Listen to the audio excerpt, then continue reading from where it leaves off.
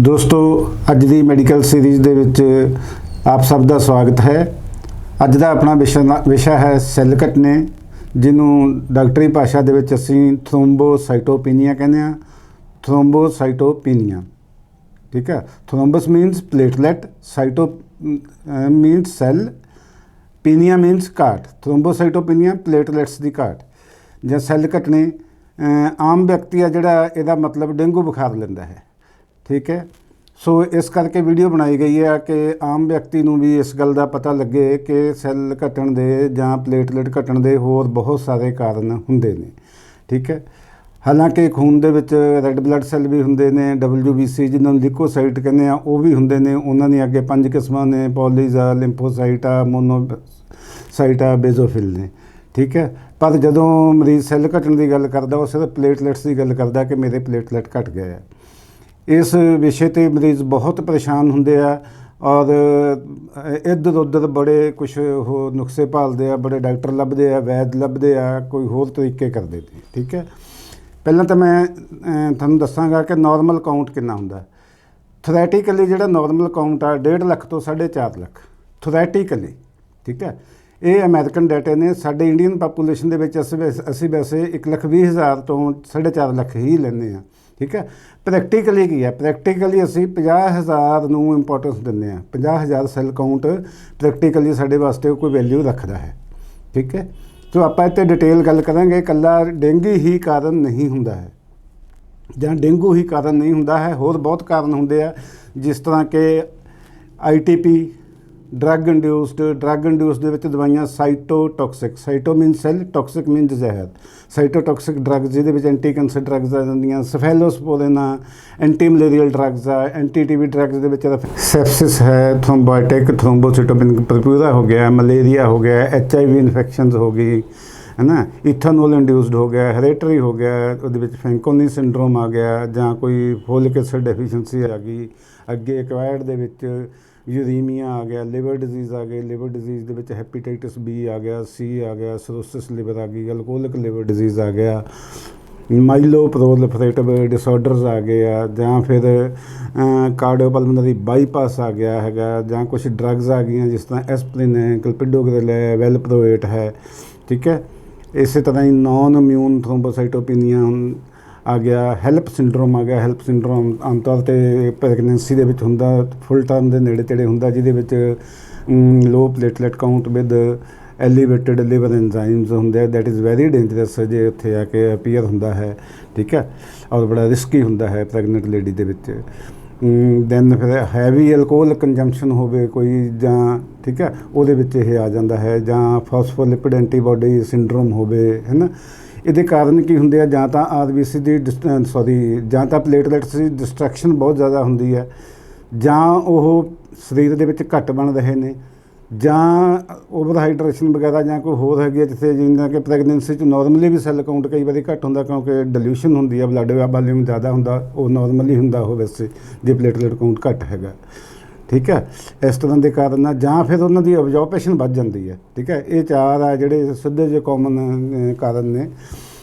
इहदे विच असीं की करना हैगा, we treat patients not platelets, ठीक है। मरीज़ कहना मेरे प्लेटलेट पूरे करो, असीं कहने मरीज़ ठीक होना चाहिए, ठीक है। मरीज़ प्लेटलेट को लैके बहुत ही ज़्यादा चिंतित रहिंदा। फिर मैं रिपीट करना, we treat patient not platelets, ठीक है।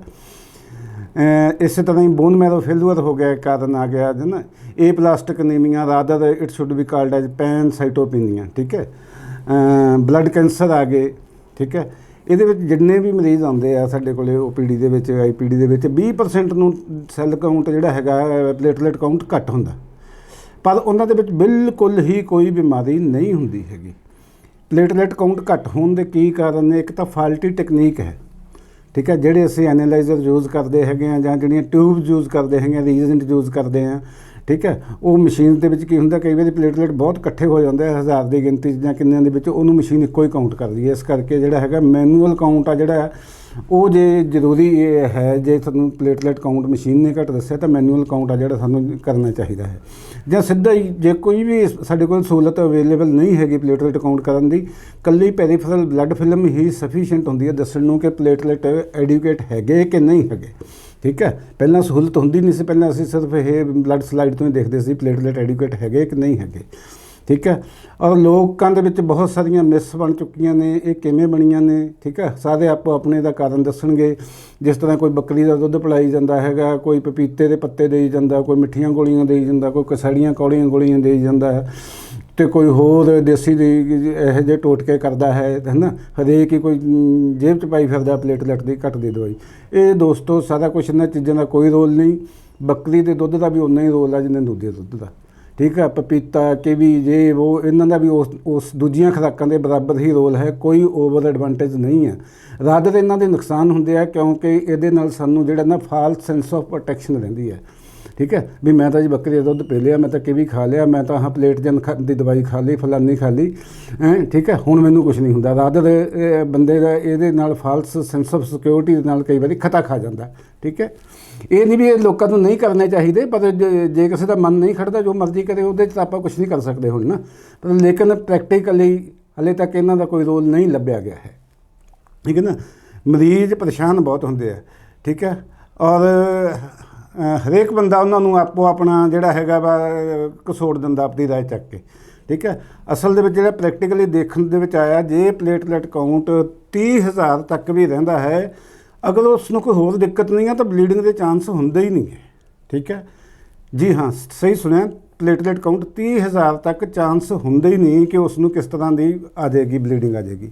यूजली प्लेटलेट की घाट के नाल सुपरफिशियल ब्लीडिंग होंदियां ने, मूँह दे विच काले धब्बे बन गए, चमड़ी ते धब्बे बन गए, मसूड़ियां चों खून आ गया, नक चों एपिस्टैक्सिस हो गई है, या पेशाब के रस्ते कोई माड़ी मोटी ब्लीडिंग हो गई, जां लैट्रिन के रस्ते हो गई, है ना। सुपरफिशियल मैंबरन तो प्लेटलेट काउंट घट होने करके, ठीक है। न्यूट्रीशन है जी, मैं की खावां की कमां, जी बैलेंस डाइट, अच्छी हाइड्रेशन है जी रखनी चाहिए, ठीक है। और अच्छी प्रोटीन डाइट है, मूंगी मसरी वगैरह जोड़े वैजीटेरियन ने जां कोई दालां ने उन्हां 'च अच्छी प्रोटीन होंदी है ना। तो एक ये जोड़ा नहीं करना वो ज़्यादा इंपॉर्टेंट है। Non steroidal anti inflammatory drugs नहीं लैनियां हैगियां, एस्प्रिन, डिस्प्रिन, ब्रूफन, डिक्लोफनेक, ठीक है। इहो दवाइयां ने जिहड़ियां non steroidal anti inflammatory drugs जां प्लेटलेट लो करने वालियां ड्रग्स, क्लिपिडोग्रिल वगैरह है। एक होर इहदे च इंट्रामस्कुलर इंजैक्शन नहीं लाना।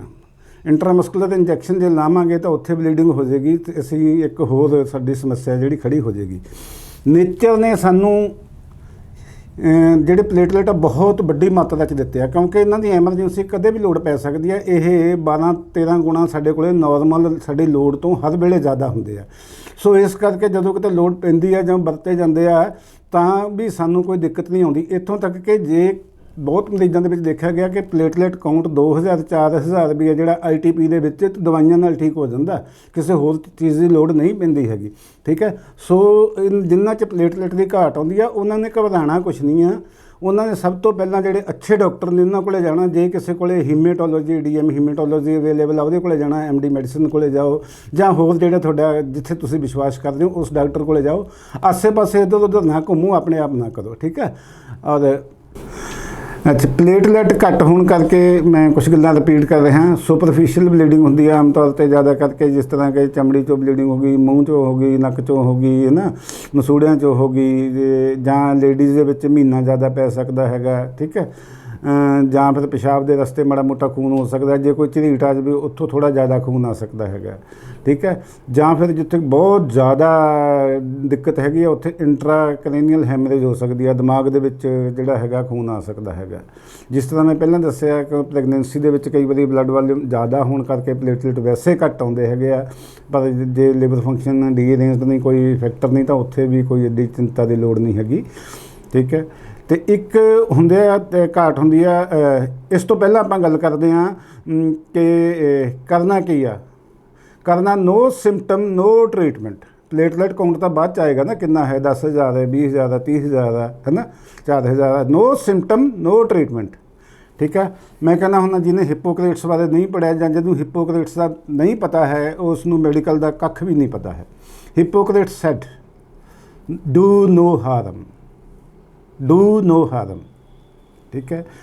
और जे कोई सिम्पटम नहीं है तो कोई ट्रीटमेंट नहीं देना है, चाहे प्लेटलेट काउंट 50,000 ਤੋਂ ਵੀ ਘੱਟ ਕਿਉਂ ਨਾ ਹੋਵੇ। ਜੇਕਰ ਮਰੀਜ਼ ਨੂੰ ਕੋਈ ਹੋਰ ਕਿਸੇ ਤਰ੍ਹਾਂ ਦੀ ਬਿਮਾਰੀ ਨਹੀਂ ਆ, ਕੋਈ ਸਾਈਨ ਸਿੰਪਟਮ ਨਹੀਂ ਆ, ਉਹਨੂੰ ਇਮੀਡੀਏਟ ਕੋਈ ਐਮਰਜੈਂਸੀ ਸਰਜਰੀ ਦੀ ਵੀ ਲੋੜ ਹੈ, ਜਿੰਨਾ ਮਰਜ਼ੀ ਵੱਢਣਾ ਕੱਟਣਾ ਪੈ ਜਾਵੇ, 50,000 ਕਾਊਂਟ ਦੇ ਉੱਤੇ ਉਹ ਮੇਜਰ ਸਰਜੀਕਲ ਆਪਰੇਸ਼ਨ ਦੇ ਲਈ ਫਿੱਟ ਹੁੰਦਾ ਪੇਸ਼ੈਂਟ। ਠੀਕ ਹੈ, ਸੋ ਇਹ ਜਿਹੜਾ ਹੈਗਾ ਵਾ, ਕਈ ਵਾਰੀ ਇਹਦੇ 'ਚ ਪਲੇਟਲੇਟ ਲਾਉਣ ਦੀ ਗਲਤੀ ਵੀ ਕਰ ਲੈਂਦੇ, ਉਹਦੇ 'ਚ ਕਈ ਵਾਰੀ ਹੋਰ ਸਿਆਪਾ ਪੈ ਜਾਂਦਾ, ਬਲੱਡ ਪ੍ਰੋਡਕਟ ਰਿਐਕਸ਼ਨ ਆ ਸਕਦੇ ਹੈਗੇ ਆ। ਠੀਕ ਹੈ, ਉਹੋ ਜਿਹੀ ਵੀ ਗਲਤੀ ਜਿਹੜੀ ਹੁੰਦੀ ਆ ਨਹੀਂ ਕਰਨੀ ਹੁੰਦੀ। ਤੇ ਇਹਦੇ ਵਿੱਚ ਫਿਜ਼ੀਸ਼ੀਅਨ ਨੇ ਡਿਸਾਈਡ ਕਰਨਾ ਕਿ ਸਟੀਰੋਇਡ ਦੇਣੇ ਆ, ਫੋਲਿਕ ਐਸਿਡ ਦੇਣਾ ਹੈ ਜਾਂ ਵਿਟਾਮਿਨ ਸੀ ਦੇਣਾ ਹੈ, ਜਾਂ ਸਪਲੀਨੈਕਟਮੀ ਕਰਨੀ ਹੈ ਕਿ ਸਪਲੀਨ ਨੂੰ ਰਿਮੂਵ ਕਰਨਾ ਜਾਂ ਨਹੀਂ ਕਰਨਾ ਹੈ। ਠੀਕ ਹੈ, ਇਹਦੇ ਨਾਲ ਹੀ ਇੱਕ ਰਲਦਾ ਮਿਲਦਾ ਵਿਸ਼ਾ ਹੈ ਕੋਗੂਲੇਸ਼ਨ ਡਿਸਆਰਡਰਸ। ਠੀਕ ਹੈ, ਉਹਦੇ ਵਿੱਚ ਜਿਹੜਾ ਹੈਗਾ ਕੋਗੂਲੇਸ਼ਨ ਡਿਸਆਰਡਰ ਦੇ ਵਿੱਚ ਇਨਹੈਰਿਟਡ ਹੁੰਦੇ ਆ, ਜਿਹਦੇ ਵਿੱਚ ਕੋਗੂਲੇਸ਼ਨ ਫੈਕਟਰਸ ਦੀ ਘਾਟ ਹੁੰਦੀ ਆ, ਜਿਸ ਤਰ੍ਹਾਂ ਫੈਕਟਰ 8 ਹੀਮੋਫੀਲੀਆ ਏ ਦੇ ਵਿੱਚ, ਫੈਕਟਰ 9 ਹੀਮੋਫੀਲੀਆ ਬੀ ਦੇ ਵਿੱਚ, ਵੌਨ ਵਿਲਬੈਂਡ ਡਿਜ਼ੀਜ਼ ਹੋ ਗਿਆ, ਜਾਂ ਰੇਅਰ ਕੋਗੂਲੇਸ਼ਨ ਡਿਸਆਰਡਰ ਆ ਗਏ, ਜਾਂ ਕੁਐਡ ਜਿਹੜੇ ਸਾਨੂੰ ਬਾਅਦ 'ਚ ਮਿਲਦੇ ਆ, DIC ਲਿਵਰ ਡਿਜ਼ੀਜ਼, ਜਿਸ ਤਰ੍ਹਾਂ ਮੈਂ ਪਹਿਲਾਂ ਦੱਸਿਆ ਹੈ ਤੁਹਾਨੂੰ। ਠੀਕ ਹੈ, ਵਿਟਾਮਿਨ K ਡੈਫੀਸ਼ੀਐਂਸੀ।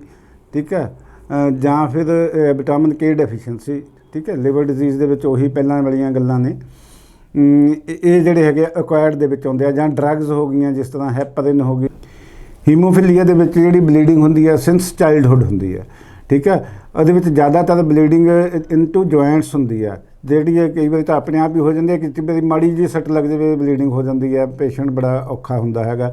ਜਾਂ ਸੌਫਟ ਟਿਸ਼ੂ ਦੇ ਵਿੱਚ ਬਲੀਡਿੰਗ ਹੁੰਦੀ ਹੈ, ਮਸਲਸ ਦੇ ਵਿੱਚ, CNS ਦੇ ਵਿੱਚ, ਸੈਂਟਰਲ ਨਰਵਸ ਸਿਸਟਮ ਦੇ ਬਲੀਡਿੰਗ ਵੀ ਹੋ ਸਕਦੀ ਹੈ, ਜਿਹੜੀ ਸੀਰੀਅਸ ਹੋ ਸਕਦੀ ਹੈ। DIC ਦੇ ਵਿੱਚ ਜਨਰਲਾਈਜ਼ਡ ਬਲੀਡਿੰਗ ਹੁੰਦੀ ਹੈ ਵਿਦ ਫੀਚਰਸ ਆਫ ਅੰਡਰਲਾਈਂਗ ਡਿਜ਼ੀਜ਼। ਇਹਦੇ ਵਿੱਚ ਜਦੋਂ ਅਸੀਂ ਇਨਵੈਸਟੀਗੇਸ਼ਨ ਕਰਦੇ ਹਾਂ, PT ਜਿਹੜਾ ਹੁੰਦਾ ਉਹ ਇਨਕਰੀਜ਼ ਹੁੰਦਾ DIC ਦੇ ਵਿੱਚ, ਲਿਵਰ ਡਿਜ਼ੀਜ਼ ਦੇ ਵਿੱਚ, ਵਿਟਾਮਿਨ K ਡੈਫੀਸ਼ੀਐਂਸੀ ਦੇ ਵਿੱਚ, ਜਾਂ ਵਾਰਫੇਰਿਨ ਜੇ ਚੱਲਦੀ ਹੈ ਉੱਥੇ। APTT ਇਨਕਰੀਜ਼ਡ ਹੁੰਦਾ ਹੈ DIC ਦੇ ਵਿੱਚ, ਲਿਵਰ ਡਿਜ਼ੀਜ਼ ਦੇ ਵਿੱਚ, ਜਾਂ ਫੈਕਟਰ 8 9 ਡੈਫੀਸ਼ੀਐਂਸੀ ਦੇ ਵਿੱਚ, ਜਾਂ ਲੂਪਸ ਦੇ ਵਿੱਚ, ਜਾਂ ਐਂਟੀਕੋਗੂਲੈਂਟਸ ਦੇ ਵਿੱਚ। ਦੋਸਤੋ, ਇਹ ਜਿਹੜੀ ਆਪਾਂ ਅੱਜ ਗੱਲ ਕਰ ਰਹੇ ਹਾਂ ਇਕੱਲੀ ਪਲੇਟਲੈਟ ਡੈਫੀਸ਼ੀਐਂਸੀ ਦੀ ਗੱਲ ਕਰ ਰਹੇ ਹਾਂ, ਉਸ ਦੇ ਟ੍ਰੀਟਮੈਂਟ ਦੀ, ਉਹਦੇ 'ਚ ਅਸੀਂ ਕੀ ਕਰਨਾ, ਨਾ ਕਿ ਅਸੀਂ ਡੈਂਗੀ ਫੀਵਰ ਦੀ। ਜਿਹੜੀ ਇਹ ਅਗਲੀ ਵੀਡੀਓ ਆਏਗੀ ਉਹ ਡੈਂਗੀ ਬੁਖਾਰ ਅਤੇ ਡੈਂਗੀ ਫੀਵਰ 'ਤੇ ਆਏਗੀ। ਅੱਛਾ, ਹੁਣ ਜੇ ਹੀਮੋਫੀਲੀਆ ਹੈ ਜਾਂ ਕੋਈ ਇਹ ਪਲੇਟਲੈਟ ਦੀ ਡੈਫੀਸ਼ੀਐਂਸੀ ਹੈ, ਤਾਂ ਫਿਜ਼ੀਸ਼ੀਅਨ ਡਿਸਾਈਡ ਕਰਦਾ ਕਿ ਉੱਥੇ ਫੈਕਟਰ 8 ਜਾਂ ਫੈਕਟਰ 9 ਕੌਨਸਨਟ੍ਰੇਟਸ ਦੇਣੇ ਹੈਗੇ ਆ ਹੀਮੋਫੀਲੀਆ ਏ ਦੇ ਵਿੱਚ, ਜੇ ਅਵੇਲੇਬਲ ਨਹੀਂ ਹੈ। ਠੀਕ ਹੈ, ਨੰਬਰ 2 'ਤੇ FFP ਫਰੈਸ਼ ਫਰੋਜ਼ਨ ਪਲਾਜ਼ਮਾ ਕਿੰਨਾ ਦੇਣਾ, 15 ਤੋਂ 20 ml ਪਰ kg ਬੋਡੀ ਵੇਟ ਦੇ ਹਿਸਾਬ ਦੇ। ਕ੍ਰਾਇਓਪ੍ਰੈਸਿਪਿਟੇਟਸ 1 ਬੈਗ ਪਰ 10 kg ਇਨ ਹੀਮੋਫੀਲੀਆ ਏ ਜਾਂ VWD ਦੇ ਵਿੱਚ, DIC ਦੇ ਵਿੱਚ। ਇਸ ਤੋਂ ਬਿਨਾਂ ਜੇ ਕੋਈ ਅਨੀਮੀਆ ਹੈ, ਉਸ ਨੂੰ ਅਸੀਂ ਕਰੈਕਟ ਕਰਨਾ ਹੈ। ਟਰੀਟ ਦਾ ਕਾਜ਼, ਇੱਥੇ ਵੀ ਟਰੀਟ ਦਾ ਕਾਜ਼। ਠੀਕ ਹੈ, ਜੇ ਕੋਈ ਸੈਪਸਿਸ ਹੈ ਤਾਂ ਉਸ ਦਾ ਟ੍ਰੀਟਮੈਂਟ ਕਰਨਾ ਹੈ। ਪ੍ਰੈਸੀਪੀਟੇਟਿੰਗ ਫੈਕਟਰ ਨੇ, ਉਸ ਨੂੰ ਅਸੀਂ ਦੇਖਣਾ ਹੈ। ਹਾਂਜੀ, ਜਾਂ ਫਿਰ ਲੋਕਲ ਟ੍ਰੀਟਮੈਂਟ, ਪ੍ਰੈਸ਼ਰ ਬੈਂਡੇਜ ਆ, ਜਾਂ ਕੋਲਡ ਕੰਪਰੈਸ਼ਨਸ ਨੇ, ਜਾਂ ਉਹ ਜੁਆਇੰਟ ਆ ਜਿਹੜਾ ਉਹਦਾ ਬੜਾ ਉਹਨੂੰ ਇਮੋਬਿਲਾਈਜੇਸ਼ਨ ਆ, ਜਦੋਂ ਪੇਨ ਵਗੈਰਾ ਉਹਦੀ ਡਿਸਅਪੀਅਰ ਹੋ ਜਾਂਦੀ ਆ, ਸੋਜਾ ਵਗੈਰਾ ਨਹੀਂ ਹੁੰਦਾ, ਤਾਂ ਫਿਜ਼ੀਓਥੈਰੇਪੀ ਆ, ਹੈ ਨਾ।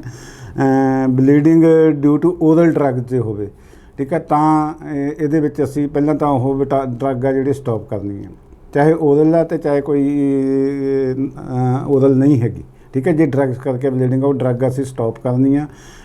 ਇੰਜੈਕਸ਼ਨ ਵਿਟਾਮਿਨ K 1 ਤੋਂ 2 ਮਿਲੀਗ੍ਰਾਮ ਦੇਣਾ, ਜੇ INR ਮੋਰ ਦੈਨ 5 ਆ। ਠੀਕ ਹੈ, ਜੇ ਬਲੀਡਿੰਗ ਕੰਟਰੋਲ ਨਹੀਂ ਹੁੰਦੀ ਹੈਗੀ ਤਾਂ FFP ਫਰੈਸ਼ ਫਰੋਜ਼ਨ ਪਲਾਜ਼ਮਾ 10 ਤੋਂ 15 ml ਪਰ kg, ਹੈ ਨਾ। ਜੇ ਡਿਊ ਟੂ ਹੈਪਰਿਨ ਹੈ ਤਾਂ ਪ੍ਰੋਟਾਮਿਨ ਸਲਫੇਟ ਦੇਣਾ ਹੈ ਅਸੀਂ 1 ਮਿਲੀਗ੍ਰਾਮ ਪਰ 100 ਯੂਨਿਟ ਆਫ ਹੈਪਰਿਨ ਗਿਵਨ IV। ਠੀਕ ਹੈ, ਜਾਂ ਫਿਰ FFP ਜੇ ਬਲੀਡਿੰਗ ਜ਼ਿਆਦਾ ਹੈਗੀ ਆ।